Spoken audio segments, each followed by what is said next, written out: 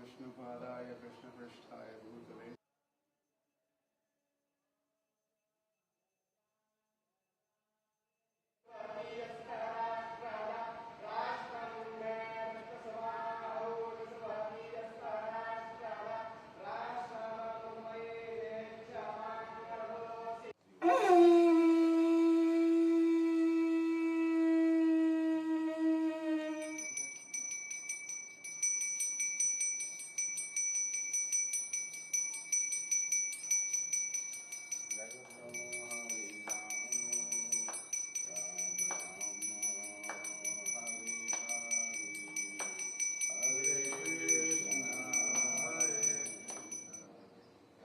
Srila Prabhupada ki jai.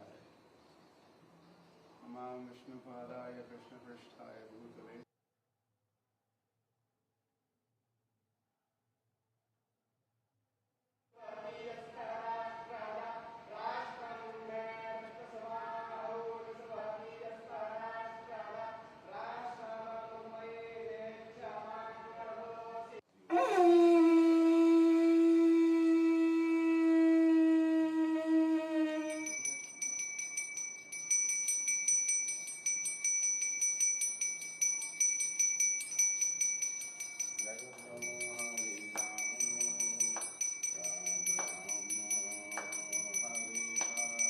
Hare Ram, Hare Ram, Hare Ram, Ram Ram, Hare Hare.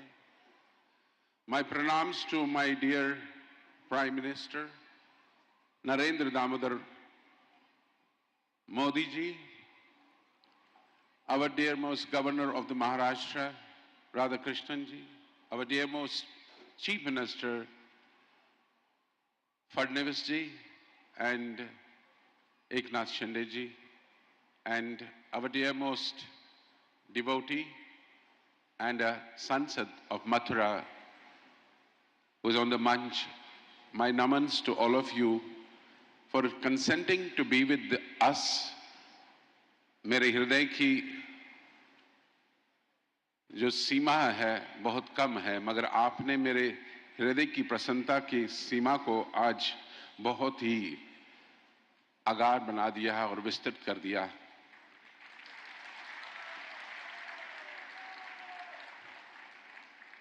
मैं जानता हूं कि आप इस प्रांगण में आए हैं, मगर इस आने का उद्देश्य आपका संबंध अंतर्राष्ट्रीय कृष्ण भावना के साथ, श्रील प्रभुपाद जी के साथ और हमारे गुरुदेव गोपाल कृष्ण गोस्वामी के साथ एक अटूट संबंध था। 3 decades in Gujarat and 3 decades in governing this center. You are none, you are our dearmost Prime Minister. I always say that you are king of the kings, but along with that king is Raja Rishi. You are a Rishi also. Thousands of years back, this Bharat Bhumi was governed by Parikshit Maharaj, and after that, there was a great lapse. And after so many years, we have a right Prime Minister on the state. That's called Hastinapur. And it's Krishna's mercy, it's a blessing of Krishna that you have been there, and under your leadership, we have achieved many heights in the world, and all the leaders bow down at your feet. Your compassion, your love for your Bharatvarsha is unparalleled because you are our Prime Minister. We have seen other Prime Ministers, they love dogs. But my Prime Minister is cow premi. He loves cows. That's how he nurtures the cows in his Prime Minister house also. And wherever ISKCON centers have been established by His Divine Grace, A.C. Bhaktivedanta Swami Srila Prabhupada, they throng to receive you and they do the kirtan. And the latest was when you showed your presence in Kharghar and you gave us anumati to lead the kirtan. And when we saw you leading the kirtan with the devotees, we fell at your feet instantly. Because when a leader of your stature catches the cymbals and recites the holy name, that gives us so much of energy. And why not? Because you said to the world that you have nothing to offer except Bhagavad Gita. That shows your austerity, that shows your commitment for Sanatana Dharma. We are not opposed to any dharma, but Sanatana Dharma is the epitome of all the religions. We bow down to you, Prime Minister. You have love for Gopal Krishna Goswami Maharaj, and he was the visionary of this wonderful project, and I assisted him in completing and assisting him this project. This is called Glory of Maharashtra, a Vedic educational and cultural center where we have Vedic college, we have Ayurvedic center, which our dear Prime Minister promulgated Ayush Bharat. And we, my dear Prime Minister, we have launched this scheme from this Glory of Maharashtra project, and so many wonderful cultural centers, art galleries, glorification of the saints of India, and so many other things are in this project. I bow down to you for your humility to the nation. I bow down to your persona because you are a pratik of Sanatana Dharma. On this day, I will not forget all the Varish devotees who are sitting in this arena who have every praise for you.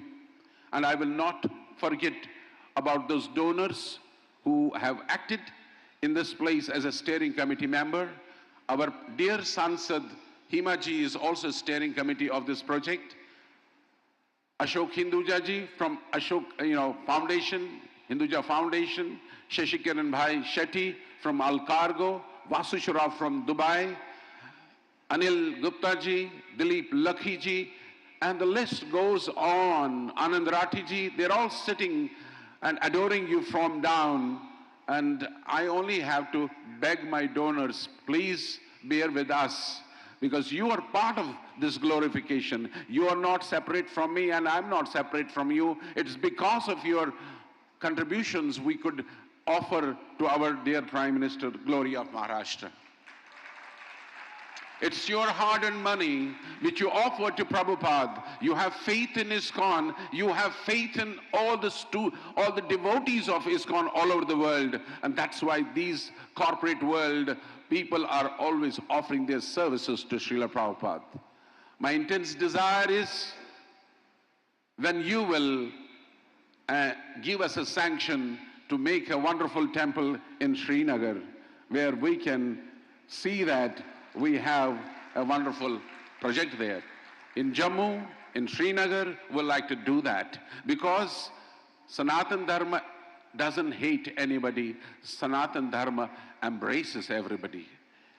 अगर कोई हमको पत्थर भी मारता है तो हम उसको पुष्प समझ के अपने जीवन में धारण करते हैं, और अगर कोई कुछ भी करता है फिर भी मगर हम प्रसन्नचित मुद्रा में सबको गले लगाते हैं.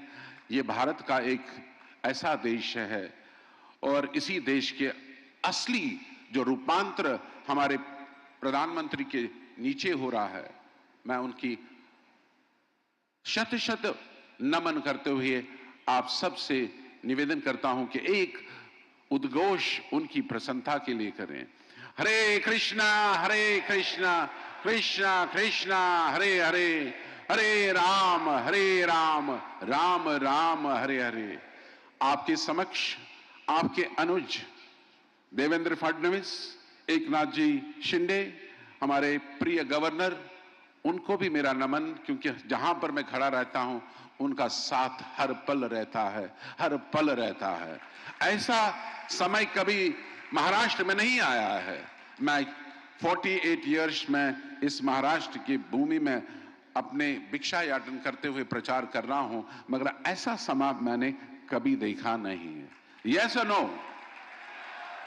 हरे कृष्णा कृष्णा कृष्णा हरे हरे, हरे राम राम राम। मैं अपनी वाणी को यही विराम देता हूं। समय की संकुचितता के होने के कारण मेरा आधा घंटे के बाद मेरा गला गर्म हो जाता है, मगर अपने गले को विराम देते हुए मैं यहीं पे अपने आप को स्टॉप कर देता हूं और नमन करता हूं। आशा करता हूं कि आप बारंबार अंतर्राष्ट्रीय कृष्ण भावना संघ के भक्तों का जो हृदय लिबाते हैं वो तत्पर रहते हैं आपकी सेवा के लिए। हरे कृष्ण।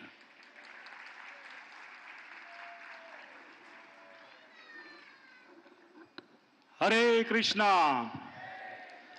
बहुत बहुत धन्यवाद पूज्य सूरदास प्रभु जी का। चैतन्य चरितामृत में चैतन्य महाप्रभु ने बताया है कि कृष्ण नाम का कीर्तन दिव्य जीवन के आनंदमय सागर को विस्तृत करता है और सभी को शीतलता प्रदान करता है और मनुष्य को प्रगति पथ पर पूर्ण अमृत का स्वाद लेने में समर्थ बनाता है। भारतवर्ष को प्रगति पथ पर अग्रसर करने वाले, सनातन धर्म की रक्षा करने वाले हमारे यशस्वी आदरणीय प्रधानमंत्री मैं श्री नरेंद्र भाई मोदी जी से अनुरोध करूंगा कि वे आके हमें 2 शब्द से आशीर्वाद प्रदान करें।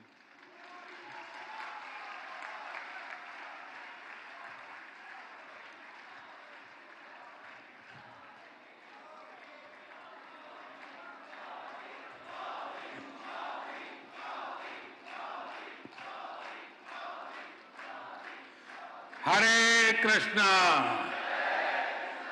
हरे कृष्णा। महाराष्ट्र के गवर्नर सीपी राधाकृष्णन जी, यहां के लोकप्रिय मुख्यमंत्री श्री देवाभाऊ, उप मुख्यमंत्री एकनाथ शिंदे जी, श्रद्धेय गुरु प्रसाद स्वामी जी, हेमा मालिनी जी, सभी सम्मानित अतिथि, भक्तगण, भाई और बहनों, आज ज्ञान और भक्ति की इस महान धरती पर इस्कॉन के प्रयासों से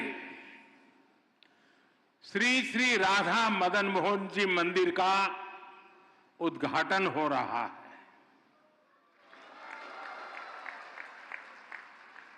मेरा सौभाग्य है कि मुझे ऐसे अलौकिक अनुष्ठान में अपनी भूमिका निभाने का पुण्य प्राप्त हुआ है। ये इस्कॉन के संतों का अपार स्नेह और अपनापन है। श्रील प्रभुपाद स्वामी का आशीर्वाद है। मैं सभी पूज्य संतों का आभार करता हूं, उनके चरणों में प्रणाम करता हूं। मैं अभी देख रहा था श्री राधा मदन मोहन जी मंदिर परिषद की जो रूपरेखा है, इस मंदिर के पीछे जो विचार है, इसका जो स्वरूप है, उसमें अध्यात्म और ज्ञान की संपूर्ण परंपरा के दर्शन होते हैं। मंदिर में ईश्वर के विविध स्वरूपों के दर्शन होते हैं, जो एको अहम बहुश्याम, ये हमारे विचार को भी अभिव्यक्त करते हैं। नई पीढ़ी की रुचि और आकर्षण के अनुरूप यहां रामायण, महाभारत उसको समेटे हुए उस पर आधारित म्यूजियम भी बनाया जा रहा है। यहां वृंदावन के 12 जंगलों पर आधारित एक उद्यान भी विकसित किया गया है। मुझे विश्वास है ये मंदिर परिसर आस्था के साथ साथ भारत की चेतना को भी समृद्ध करने का एक पुण्य केंद्र बनेगा। मैं इस पुनीत कार्य के लिए इस्कॉन के सभी संतों और सदस्यों को और महाराष्ट्र के लोगों को बहुत बहुत बधाई देता हूं। साथियों, आज इस मौके पर मुझे परम श्रद्धेय गोपाल कृष्ण गोस्वामी महाराज का भावुक स्मरण भी हो रहा है। इस प्रोजेक्ट में उनका विजन जुड़ा हुआ है, भगवान श्री कृष्ण के प्रति उनकी अगाध भक्ति का आशीर्वाद जुड़ा हुआ है। आज वो भौतिक शरीर से भले ही यहां न हो, लेकिन उनकी आध्यात्मिक उपस्थिति हम सब महसूस कर रहे हैं। मेरे जीवन में तो उनके स्नेह का, उनकी स्मृतियां का एक अलग ही स्थान है। उन्होंने जब विश्व की सबसे बड़ी गीता का लोकार्पण करवाया तो उसके लिए मुझे आमंत्रित किया और मुझे भी वो पुण्य प्रसाद मिला। श्रील प्रभुपाद जी की 125वीं जन्म जयंती के अवसर पर भी मुझे उनका सानिध्य प्राप्त हुआ था। मुझे संतोष है कि आज मैं उनके एक और सपने को पूरा होते देख रहा हूं, उसका साक्षी बन रहा हूं। साथियों, दुनिया भर में फैले इस्कॉन के अनुयायी भगवान श्री कृष्ण की भक्ति के डोर से बंधे हैं। उन सबको एक दूसरे से कनेक्ट रखने वाला एक और सूत्र है जो 24 घंटे हर भक्त को दिशा दिखाता रहता है। ये श्रील प्रभुपाद स्वामी के विचारों का सूत्र। उन्होंने उस समय वेद, वेदांत और गीता के महत्व को आगे बढ़ाया जब देश गुलामी की बेड़ियों में जकड़ा था। उन्होंने भक्ति वेदांत को जन सामान्य की चेतना से जोड़ने का अनुष्ठान किया। 70 वर्ष की आयु में जब लोग अपने कर्तव्यों को पूरा मान चुके होते हैं, उस समय उन्होंने इस्कॉन जैसा मिशन शुरू किया। इसके बाद उन्होंने लगातार दुनिया भर का भ्रमण किया, श्री कृष्ण के संदेश को दुनिया के कोने कोने में ले गए। आज दुनिया के हर कोने में करोड़ों लोगों को उनकी तपस्या का प्रसाद मिल रहा है।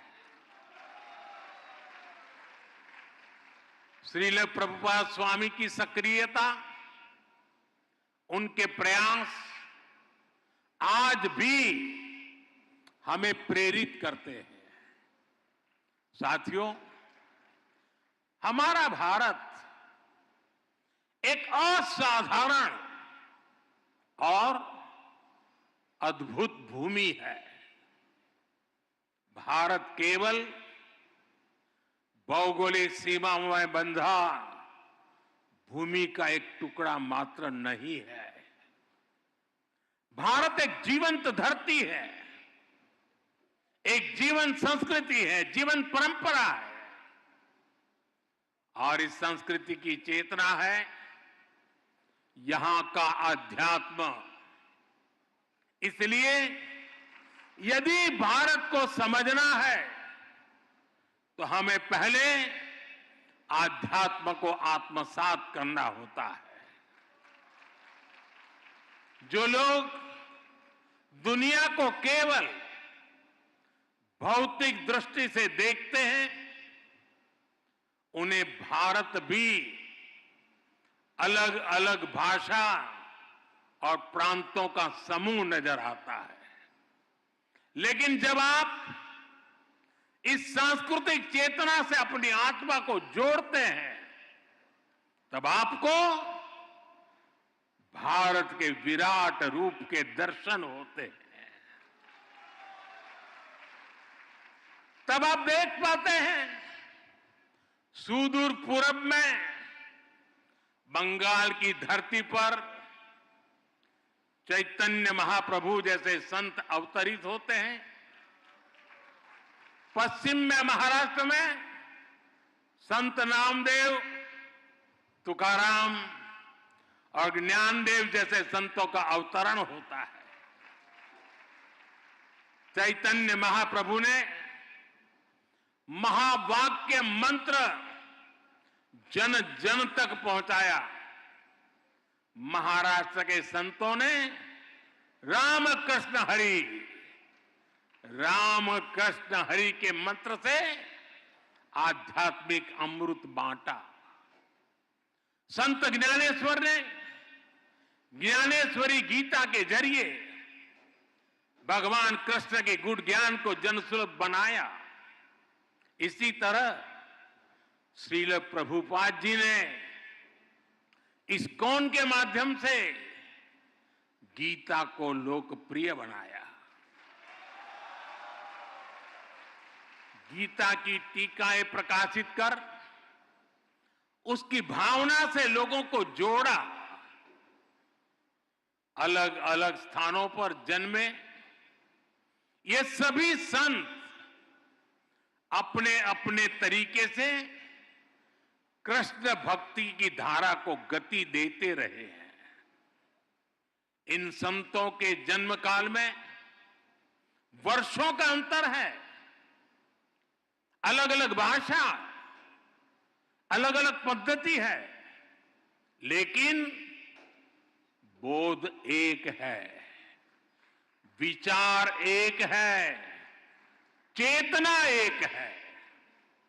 सभी ने भक्ति के प्रकाश से समाज में नए प्राण फूके, उसे नई दिशा दी, अविरत ऊर्जा दी। साथियों, आप सभी परिचित है, हमारी आध्यात्मिक संस्कृति की नींव का प्रमुख आधार सेवा भाव है।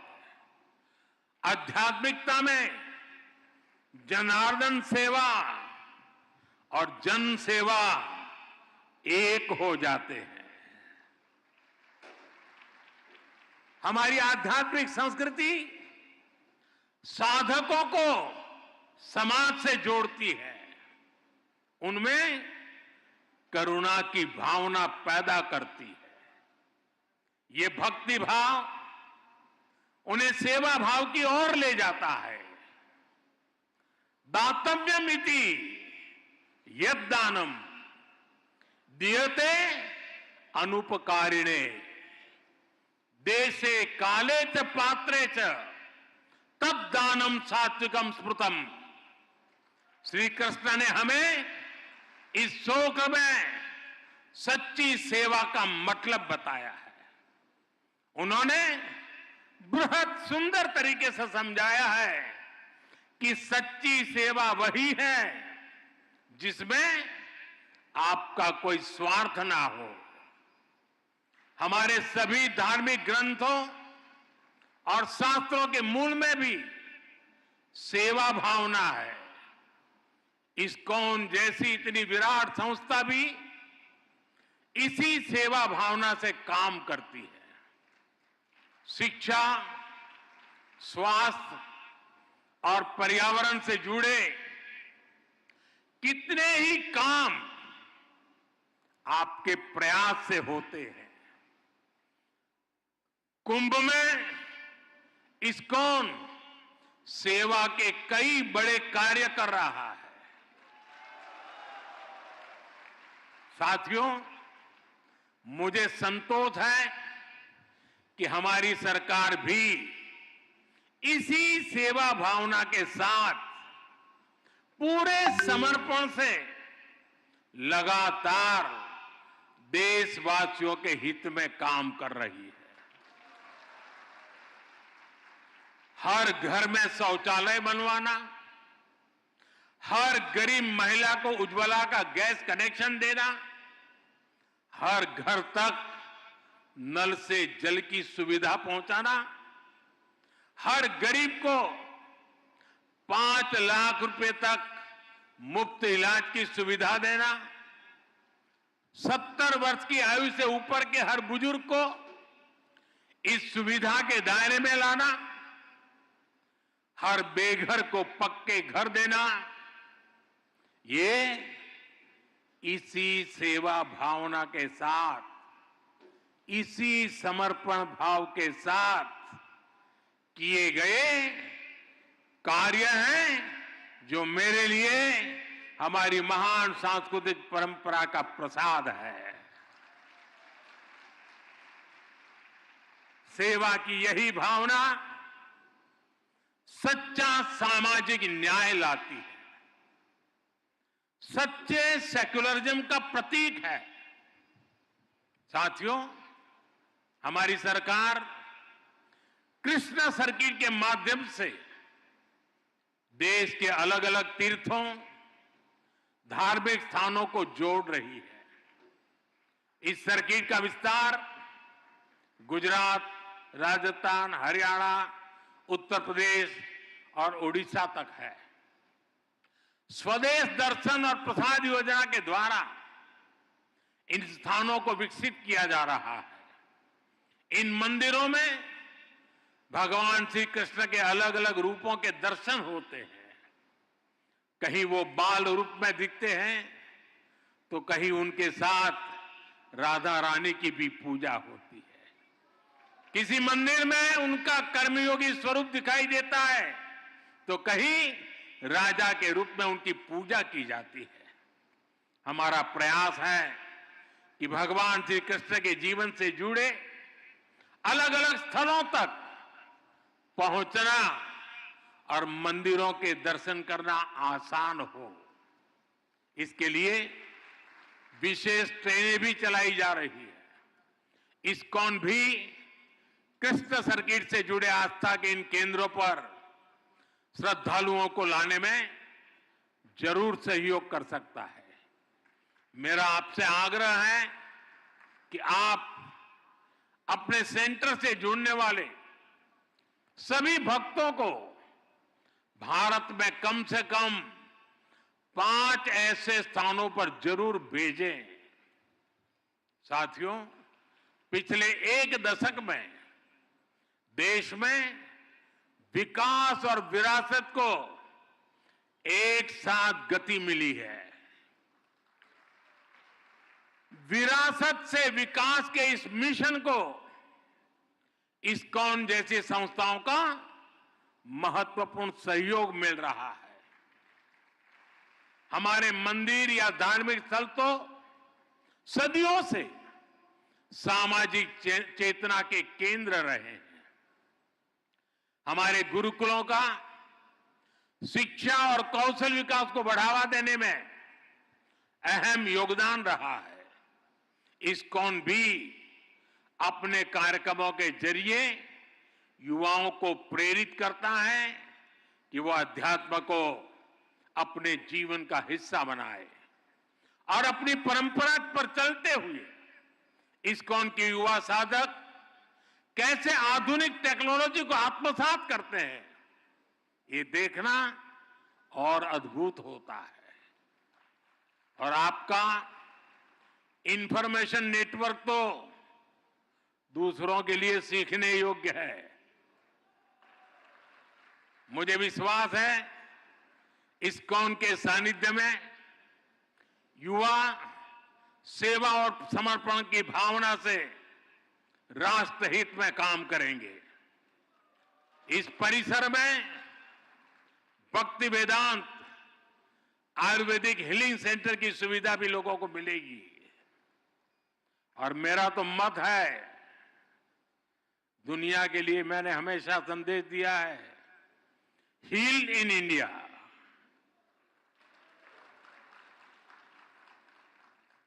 शुश्रूषा के लिए और सर्वांगीण रूप से स्वस्थ होने के लिए, वेलबींग के लिए हील इन इंडिया। यहां भक्ति वेदांत कॉलेज फॉर वैदिक एजुकेशन की स्थापना भी की गई है। इनका लाभ हर समाज को होगा, पूरे देश को होगा। साथियों, हम सब देख रहे हैं कि वर्तमान समाज जितना आधुनिक हो रहा है, उतनी ही उसे संवेदनशीलता की भी जरूरत है। हमें संवेदनशील इंसानों का समाज तैयार करना है। एक ऐसा समाज जो मानवीय गुणों के साथ आगे बढ़े, एक ऐसा समाज जहां अपनेपन की भावना का विस्तार हो। इस्कॉन जैसी संस्था अपने भक्ति वेदांत के माध्यम से दुनिया की संवेदनशीलता को नया प्राण दे सकती है। आपकी संस्था अपनी क्षमताओं का उपयोग कर पूरी दुनिया में मानवीय मूल्यों का विस्तार कर सकती है। मुझे विश्वास है कि प्रभुपाद स्वामी के आदर्शों को जीवंत बनाए रखने के लिए इस्कॉन के महानुभाव इसी तरह हमेशा तत्पर रहेंगे। मैं एक बार फिर राधा मदन मोहन मंदिर जी के लिए पूरे इस्कॉन परिवार को, सभी देशवासियों को बहुत बहुत बधाई देता हूं। आप सबका बहुत बहुत धन्यवाद। हरे कृष्णा, हरे कृष्णा, हरे कृष्णा।